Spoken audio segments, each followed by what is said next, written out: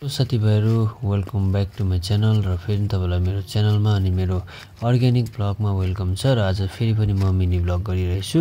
अहिले भने चाहिँ म फेरि पनि म आफ्नै गाउँमा छु र तपाईलाई म जहिले पनि मेरो भ्लगमा मेरो प्यारो गाउँलाई देखाउने गर्दछु है। अति नै सुन्दर, अति नै रमाइलो है। र अहिले पनि चाहिँ म फेरि पनि घरमा यस्तै काम हुन्छ गाउँ बस्तीमा बाँस कटिङ गर्नुको लागि जाँदैछु है। र बाँस चाहिँ म के को लागि म काट्छु भनेर नेक्स्ट भ्लगमा म अवश्य देखाउने नै छु। र फेरि पनि मलाई अलिकति बाँस चाहिएकोले गर्दा घरदेखि अलि तल जानुपर्छ र म चाहिँ फेरि पनि बाँस काट्नु लागि जाँदैछु साथीभाइ। आज चाहिँ म एक्लै छु र यो मेरो गाउँको नजारा है, तपाईले देख्न सक्नुहुन्छ। र फेरि पनि म अहिले चाहिँ आफ्नो डेस्टिनेसनमा आइपुगेछु र यो चाहिँ मेरो बाँस है। बाँस काट्नुपर्ने चाहिँ मैले यहाँनिर साथीभाइ म चाहिँ बाँस हेर्दैछु र बाँस चाहिँ मैले ड्याङ्की ड्याङ काट्न सुरु गरेँ साथीभाइ है। अलिकति गाह्रो छ, पुरा अलिकति बाँस अड्किन्छ है, बाँस काट्नु गाह्रो पर्दछ। र म चाहिँ आफ्नो डेस्टिनेसनमा आइपुगेको छु र अहिले चाहिँ म बाँस कटिङतिर लागेँ साथीभाइहरु। र बाँस चाहिँ धेरै कुरोमा चाहिन्छ है। र मैले अलिकति सब्जीहरु पनि लगाएको छु, सिम्बीहरुलाई सिटाहरुको लागि है, अन्य धेरै कामहरु छ। त्यसको लागि मैले बाँस अलिक चाहिएर चाहिँ म है बाँस काट्नु लागिरहेछु साथीभाइहरु है। र यस्तै हुन्छ गाउँघरमा कामहरु है साथीभाइ। र मैले यसरी नै बाँसहरु धेरै काटेँ है। र बाँसहरु काटेँ र यो बाँसलाई चाहिँ काटेर मैले बोक्नुपर्छ है, उकालो धेरै उकालो बोक्नुपर्छ। र साथीभाइहरु यो बाँस चाहिँ अब धेरै चाहिन्छ हामी एउटा गाउँ बस्तीमा खेतीपाती गर्नेलाई है, हामी यस्तै अर्ग्यानिक फार्मिङहरु गर्नेलाई मेन चाहिँ बाँस चाहिँ इम्पोर्टेन्ट नै है साथीभाइ। र यसरी नै अब एक्लै छु हैन, बाँसहरु काट्दैछु र धेरै बाँस चाहिएको छ। र यसरी नै म चाहिँ अब बाँस कटिङ गर्दैछु साथीभाइहरु, हेर्नुस् है त।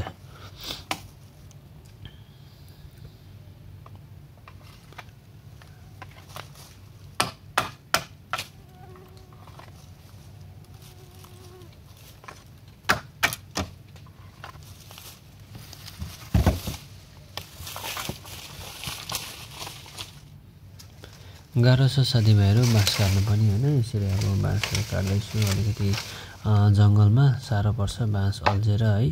र यसलाई चाहिँ मैले ठिक ठिक नापहरु गरेर चाहिँ अब यही टुक्राएर चाहिँ यसलाई चाहिँ मैले चाहिँ अब ठिक ठिक नाप गरेर चाहिँ बोक्ने है, यसलाई चाहिँ टुक्राएरै बोक्ने विचार गरेँ। अनि यसरी चाहिँ सजिलो पनि हुँदो रहेछ। अनि मैले केही अगाडि पनि ट्राई गरेको थिएँ, तपाईलाई मेरो भ्लगमा देखाएकै थिएँ है। र यसरी चाहिँ म सजिलो हुँदो रहेछ, यसरी धेरै पनि बोक्न सकिँदो रहेछ। यसलाई चाहिँ मजाले बाँसलाई चाहिँ कटिङ गरेर ठिक ठिक नापको गरेर मात्रै कटिङ गरेर बोक्न चाहिँ सजिलो हुँदो रहेछ है साथीभाइ। र यसरी मैले थुप्रै बाँसहरु पनि काट्दैछु साथीभाइ अहिले चाहिँ।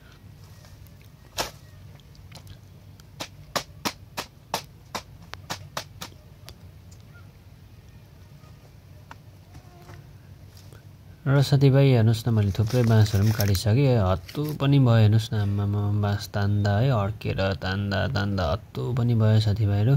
र धेरै थाकेको महसुस पनि भयो। र फेरि पनि मैले बाँसको अब भारीहरु हाल्न थालेँ है। अब यो बाँस मैले बोक्नुपर्छ उकालो है। र यसरी चाहिँ मैले भारीहरु लाउन थालेँ हैन।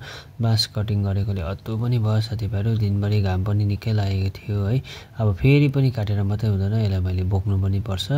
र यो प्रकारले चाहिँ भारी हालेर चाहिँ अब यसरी हेर्नुस् न, मैले चाहिँ यो चाहिँ तपाईको काठहरु बोकेको टाइपले के हो, यसरी चाहिँ भारीहरु हाल्नुपर्छ है। र यो यसरी चाहिँ अब मैले बाँसहरु बोकेर अब चाहिँ हिँड्न सुरु गरेँ साथीभाइ। यसरी चाहिँ तपाईले बाँसलाई बोक्नु सक्नुहुँदो रहेछ है। लामो लामो घारा तान्नु साह्रो पर्छ उकालोमा हैन, टाढो बाटो, बरु तपाईहरुले पनि यसरी चाहिँ तपाईले यसरी बोक्न सक्नुहुने रहेछ है। र साथीभाइहरु यो प्रकारले चाहिँ तपाईले बाँसहरु बोक्न सक्नुहुने रहेछ। यसरी बोक्नु भए चाहिँ तपाईले धेरै लामो बाटो पनि अनि धेरै बाँसहरु पनि बोक्न सक्नुहुने रहेछ है। र यो बाँसलाई चाहिँ म केमा काम लाउँछु भनेर मेरो नेक्स्ट भ्लगमा अवश्य नै देखाउने नै छु। मेरो चाहिँ गाउँले लाइफ यसरी नै बितिरहेछ है। र यो भिडियो तपाईलाई मन परे लाइक शेयर गरिदिनुस् ल। फेरि पनि भेट्ने छौं नेक्स्ट भ्लगमा। Thank you guys for watching.